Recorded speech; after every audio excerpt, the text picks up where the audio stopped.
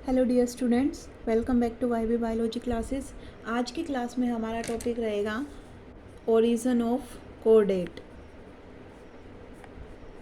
कि जो कोडेट्स हैं उनका ओरिजिन कैसे हुआ। Origin of कोडेट्स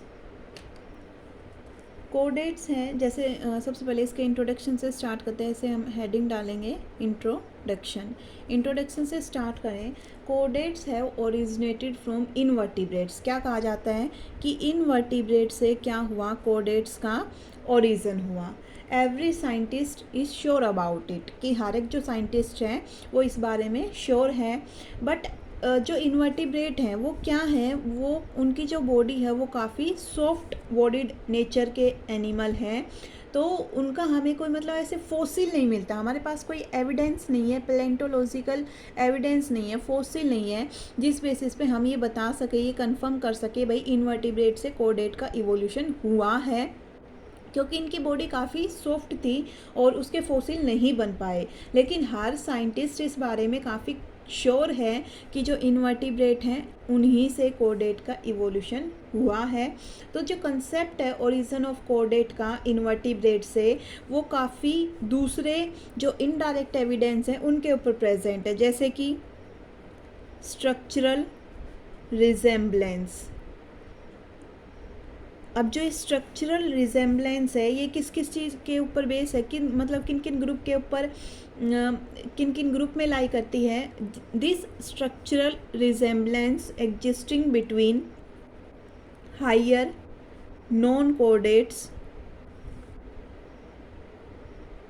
Hemichordata and Protochordata, कि जो हायर नॉन कोडेट हैं और जो लोअर कोडेट हैं उनके बीच में जो स्ट्रक्चरल रिजेम्बलेंस है, उस बेसिस पे साइंटिस्ट ने क्या कहा कि जो कोडेट हैं उनका इवोल्यूशन कहाँ से हुआ, इन्वर्टिब्रेट से। और भी जो दूसरी स्टडी है वो भी क्या डिफरेंट फैमिली ट्री प्रोड्यूस करती है, जिससे हमें क्या पता लगता है कि जैसे एनाटॉमिकल स्टडीज़ हैं, एम्ब्रियोलॉजिकल स्टडीज़ हैं एंड पैलेंटोलॉजिकल डाटा है, उससे हमें क्या पता लगता है। थोड़ा बहुत हमारे पास पैलेंटोलॉजिकल डाटा है, जैसे मोलस्का के बाहर कैल्शियम कार्बोनेट की शेल है तो उनकी बॉडी प्रिजर्व रही। तो जो ये दूसरी स्टडीज़ का जो मटेरियल है उसके बेसिस पे हमें क्या पता लगा कि अलग अलग फैमिली ट्री बने, जिस बेसिस पे हमने ये बताया कि कोडेट का इवोल्यूशन इनवर्टिब्रेट से हुआ है। तो बहुत सारी थ्योरी दी गई है इनके ओरिजिन के रिगार्डिंग, जैसे कुछ थ्योरीज़ के मैं नाम लिखती हूँ। Coelenterata theory, nemertine theory, annelid theory, arachnid theory, Hemichordata theory, ये काफ़ी इम्पोर्टेंट है। अकाइनोडर्म या फिर deuterostome line of origin theory, inversion hypothesis, aboral dorsalization hypothesis and दूसरी इम्पोर्टेंट थ्योरी एस्किडियन या फिर यूरोकोडेट या फिर ओरिकुलेरियन हाइपोथेसिस। तो ये जो नौ थ्योरी है, इन नौ में हम सारी तो एक्सप्लेन नहीं करेंगे, लेकिन कुछ 3-4 थ्योरीज़ हैं जिनका हम एक्सप्लेनेशन करेंगे, जो हमारे एग्ज़ाम पॉइंट ऑफ व्यू से इम्पोर्टेंट है। हम सिर्फ उन्हीं थ्योरीज़ को देखेंगे। तो जो पहली थ्योरी है हमारी वो कौन सी है, deuterostome line of origin theory.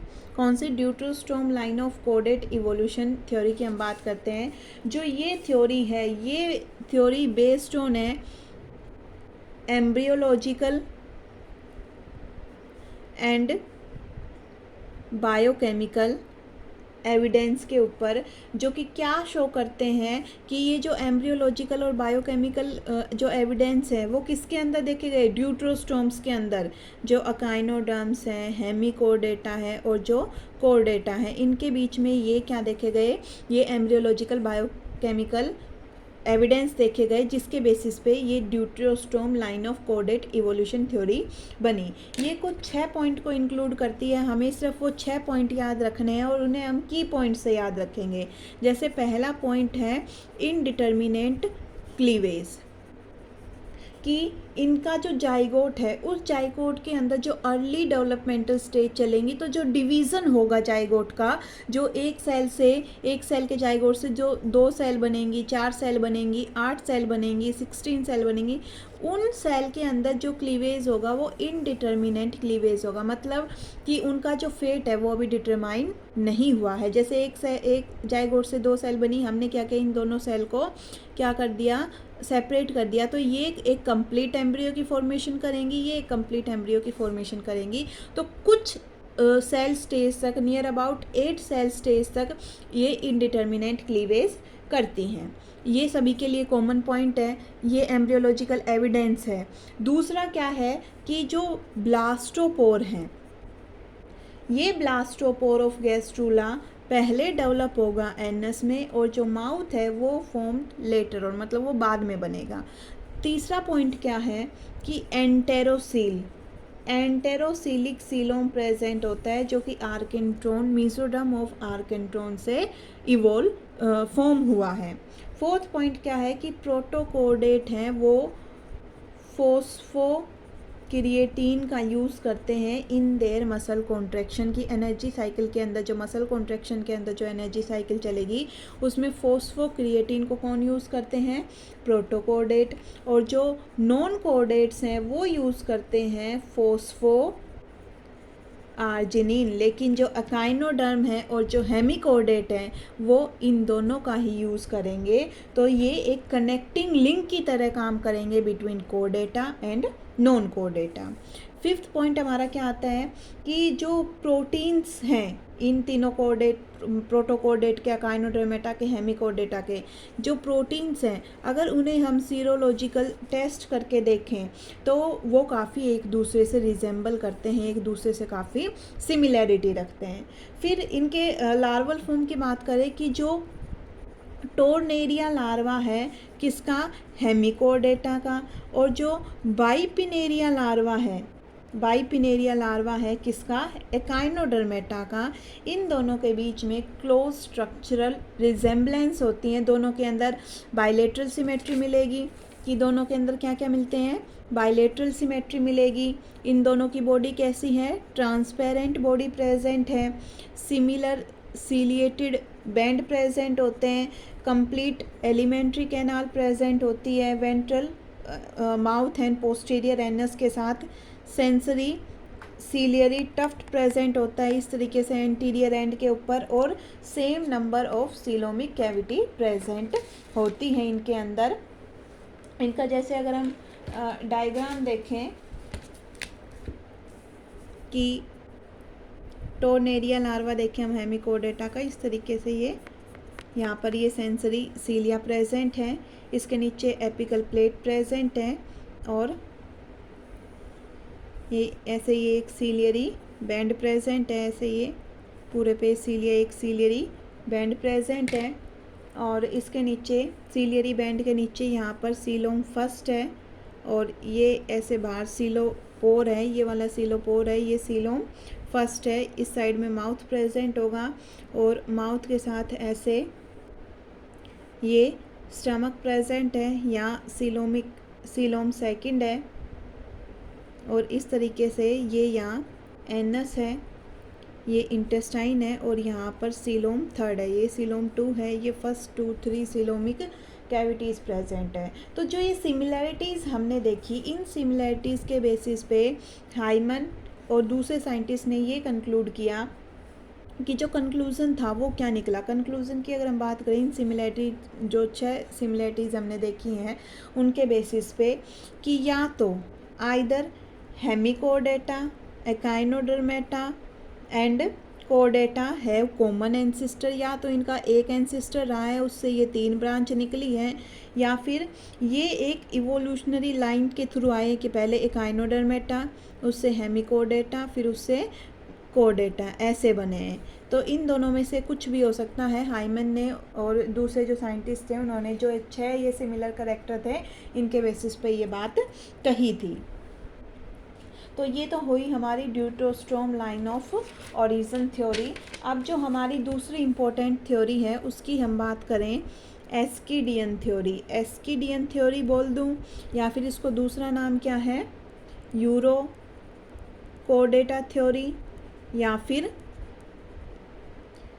ओरिकुलेरियन hypothesis. एस्किडियन theory, Urochordata theory या फिर ओरिकुलेरियन हाइपोथेसिस। ये जो हाइपोथेसिस है ये दी थी गार्स्टैंग ने। मैं जो इम्पोर्टेंट थ्योरीज़ हैं सिर्फ वही करवा रही हूँ आपके एग्ज़ाम के लिए। जो इम्पोर्टेंट थ्योरीज़ हैं गार्स्टैंग ने इन 1928 में ये थ्योरी को दिया था।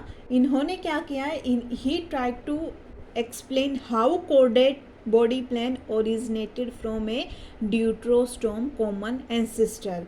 कि इन्होंने जोर दिया था किस बात पे, change in larval form.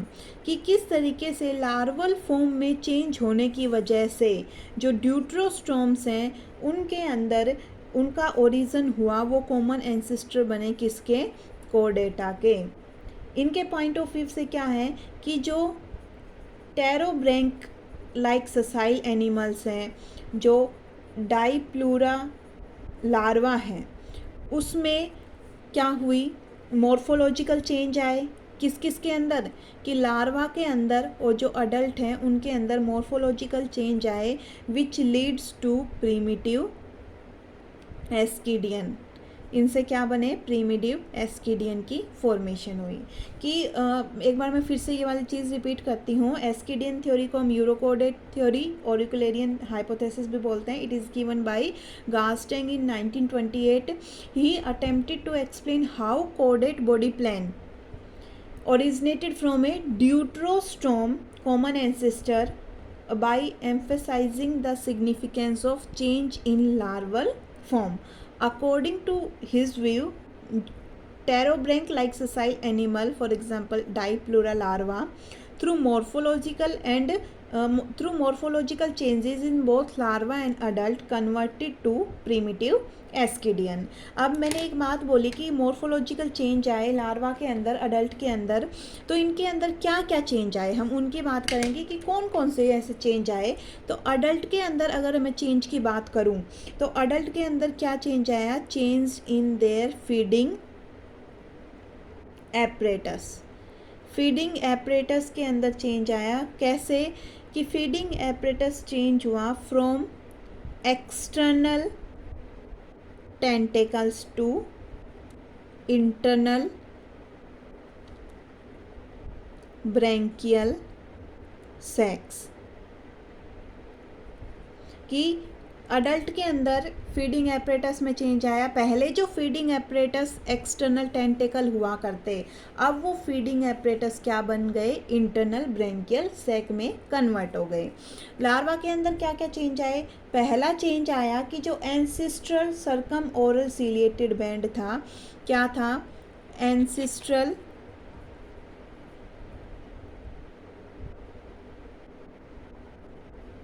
Circum oral, कि मुंह के चारों ओर इस तरीके से सीलिएटेड बैंड मुंह को घेरे हुए जो ancestral circum oral ciliated band था, वो चेंज किस में हुआ, वो चेंज हो गया डोर्सल नर्व कोड इन कोडेटा बॉडी। दूसरा चेंज इसमें क्या हुआ, एट द सेम टाइम जो अबोरल सीलिएटेड बैंड था उससे क्या बना, एंडोस्टाइल। और तीसरा चेंज क्या हुआ, नियोटोनी, की जो लार्वा थे ये क्या करने लगे कि मैच्योर होने से पहले ही इनके जो गोनेड्स थे वो डेवलप हो गए। तो इन्होंने एंडोस्टाइल बनाया किससे, अब ओरल सीलिएटेड बैंड से। ओरल सीलिएटेड बैंड से इन्होंने क्या बनाया, डोर्सल नर्व कोड। और इन्होंने शो की नियोटेनी की जो इनके गोनेड्स है वो प्री मैच्योरली ही क्या होने लगे कि अभी तक लार्वा अडल्ट में कन्वर्ट नहीं हुआ है और उनके जो गोनेड्स हैं वो डेवलप हो गए। फिर क्या हुआ कि जो ये नियोटेनस फॉर्म है वो क्या करेंगी, एस्चुरीज की ओर और रिवर के माउथ की ओर शिफ्ट होने लगी. So these form developed physiological and morphological change. की जब ये नियोटेनस फॉर्म है वो शिफ्ट हुई एस्चुरीज के और रिवर के माउथ की ओर, तो उनके अंदर फिजियोलॉजिकल चेंज आने लगे, उनकी बॉडी के अंदर मॉर्फोलॉजिकल चेंज आने लगे, और ये फिर इवॉल्व हुए, ये फिर कन्वर्ट हुए किसके अंदर, यूरोकोडेट्स के अंदर एंड वर्टिब्रेट्स के अंदर.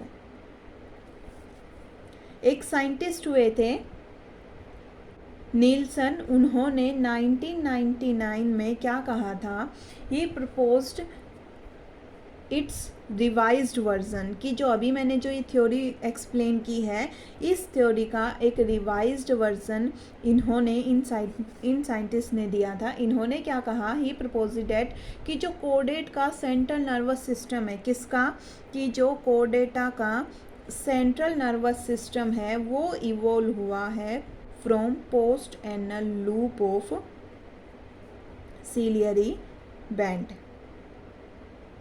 ऑफ डाईप्लूरल लार्वा, की जो डाईप्लूरल लार्वा है उसके पोस्ट एनल सीलिएटेड बैंड से जो कोडेट का सीएनएस है वो डेवलप हुआ है. अब जैसे जो ये थ्योरी है इसको अगर हम डायग्रामेटिक रिप्रेजेंटेशन से देखें थोड़ा, तो ऐसे हम जो पेज है हमारा उसके नीचे से स्टार्ट करेंगे. ओरिजिन ऑफ कोडेट को फिगर में अगर हम देखें तो कुछ इस तरीके से, ऐसे यहाँ पर ये सीलिएटेड बैंड है, ये है प्रीमिटिव ससाइल, मतलब ये मूव नहीं कर सकते, आर्म फीडर, एंसेस्ट्रल स्टॉप. ठीक है, ये एंसेस्ट्रल फॉर्म है. इससे क्या होगा, ये कन्वर्ट होगा टेरोब्रैंक्स में. ये टेरोब्रैंक है, ये कैसा दिखता है कि कुछ इस तरीके से इस टेरोब्रैंक का स्ट्रक्चर होगा, ये ऐसे टेरोब्रैंक है. देन ये कन्वर्ट होता है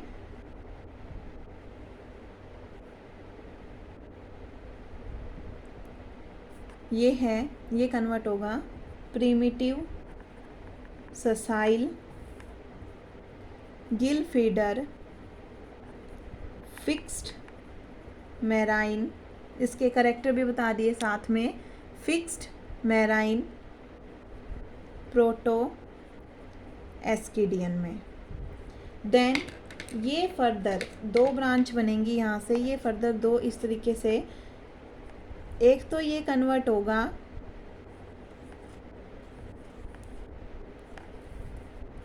एकॉन वोम के अंदर, हेमिकोडेटा, और यहाँ से बनेंगे एक ब्रांच जो निकलेगी,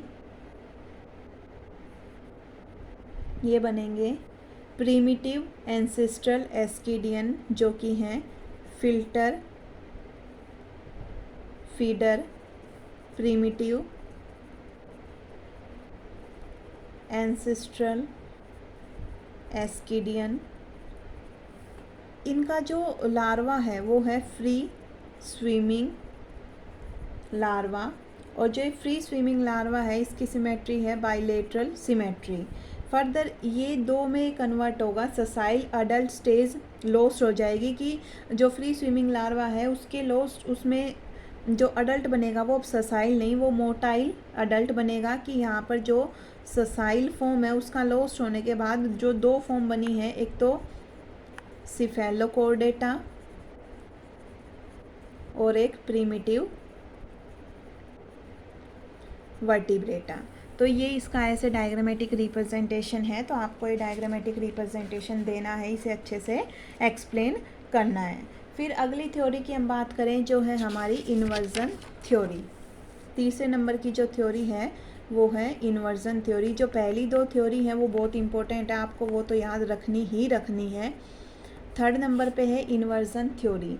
जो ये इन्वर्जन थ्योरी है वो जो रिसेंट डिबेट्स हैं उनके ऊपर फोकस की गई है, और ये मोस्टली अटेंशन देती है ऑन इन्वर्जन ऑफ डोर्सल और वेंट्रल एक्सिस के इन्वर्जन के ऊपर, कि जो कोडेटा की डोर्सल वेंट्रल एक्सिस है उसके इन्वर्जन के ऊपर ये थोड़ी सी एम्फेसाइज करेगी, अटेंशन पे करेगी।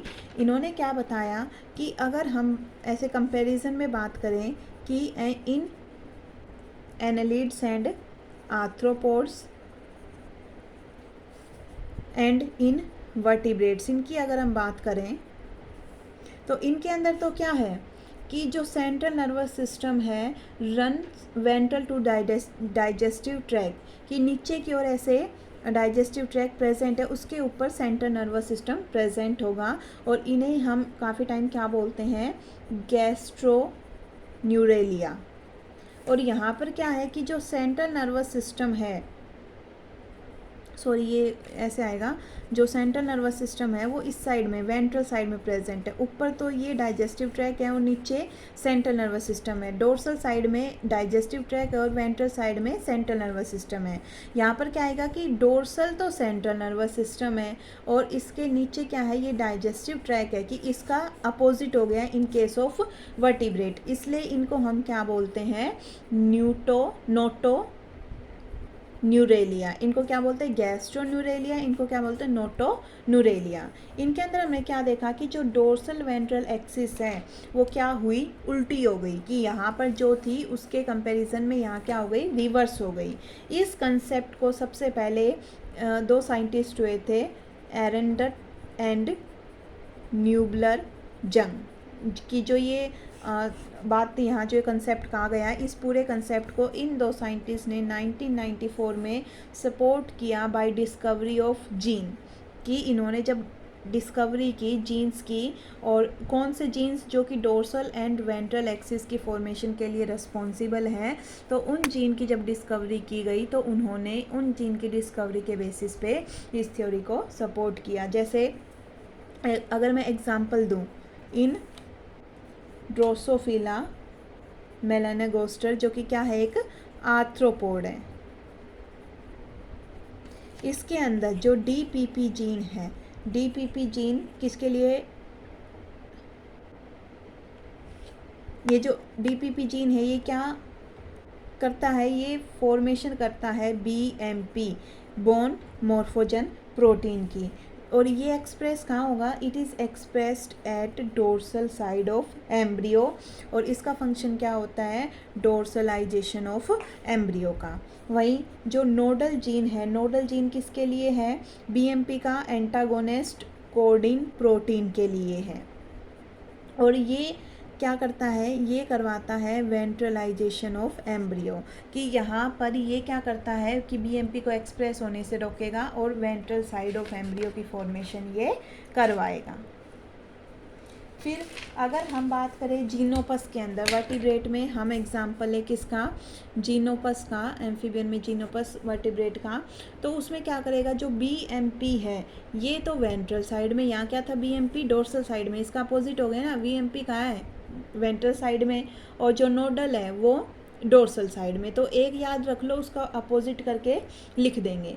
फिर अगर हम बात करें कि अकाइनोडर्म में एंड हेमिकोडेटा में, अकाइनोडर्म और हेमिकोडेटा में क्या है कि बीएमपी है वो अबोरल साइड में, कि अपोजिट टू माउथ, और जो नोडल है वो ओरल साइड में, कि माउथ वाली साइड में एक्सप्रेस होगा। अगर हम बात करें सिफेलोकोडेटा की, तो सिफेलोकोडेटा में क्या है, जैसा इसके अंदर था, बीएमपी वेंट्रल साइड में और जो नोडल है वो डोर्सल साइड में। तो जो ये हमने एग्जाम्पल देखे, इन एग्जाम्पल से हमें क्या पता लगा, इनसे हमें ये पता लगा कि भाई जो डोर्सल वेंट्रल एक्सिस है वो इनवर्टिब्रेट और वर्टिब्रेट में जब इनका इवोल्यूशन हुआ तो क्या हुआ, उसका रिवर्जन हुआ। फिर जो फोर्थ थ्योरी है उससे हम एक्सप्लेन करें, कौन सी, हेमिकोडेट हाइपोथेसिस। जो ये हेमिकोडेट हाइपोथेसिस है ये क्या कहती है, ये क्या कहती है कि जो हेमिकोडेट है उनके अंदर 2 ग्रुप प्रेजेंट है विद डिफरेंट लाइफस्टाइल। जैसे कि एक ग्रुप है उसकी लाइफस्टाइल क्या है कि वो ससाइल है, कॉलोनियल है, और उसे हम क्या बोलते हैं, टेरोब्रैंक प्रेजेंट है। ये टेरोब्रैंक है जो कि ससाइल और कॉलोनियल है। दूसरा है फ्री लिविंग ग्रुप है एकॉन वोम का, एंटेरोपनिस्टस एकॉन वोम का। अकॉर्डिंग टू बेटसन ने 1886 में क्या कहा, इन्होंने कहा कि जो एंसिस्ट्रल ड्यूट्रोस्टोम्स थे वो कैसे थे, वो थे सेडेंट्री, एक जगह पे फिक्स्ड थे। उनके पास क्या थे, टेंटिकुलेट्स थे, फीडिंग एपरेचर में टेंटिकुलेट थे ये, विद पेलेजिक लार्वा की, जो इनके अंदर लार्वा था वो पेलेजिक लार्वा था। फिर क्या हुआ, इनसे क्या बने, इनसे बने इवोल्ड इनटू सेडेंट्री एस्किडियंस। इनसे किसका इवोल्यूशन हुआ, सेडेंट्री एस्किडियंस का इवोल्यूशन हुआ, यूरोकोडेट का। दूसरा इनसे क्या हुआ कि जो इनके लार्वा थे वो सूडोमॉर्फोसिस करके, और motile form their motile larva by pseudomorphosis. इनके लार्वा कैसे थे, मोटाइल लार्वा थे, जिन्होंने क्या किया, सूडोमॉर्फोसिस की, और ये किस में कन्वर्ट हो गए, ये इवोल्व हुए इन सिफेलोकोडेटा में एंड वर्टिब्रेटा में। तो ये हेमिकोडेट हाइपोथेसिस सिंपल सी है, और इसी के साथ जो हमारा टॉपिक है ओरिजिन ऑफ कोडेटा का, अगर आप जितना मैंने करवाया है वो पूरा टॉपिक करते हैं तो 8 नंबर के हिसाब से जो आपका यूजी का पेपर है उसके हिसाब से पूरा एक्सप्लेन हो जाएगा, मतलब आपके अच्छे नंबर आएंगे। ये इतना ही टॉपिक इनफ है। Thank you for watching my videos.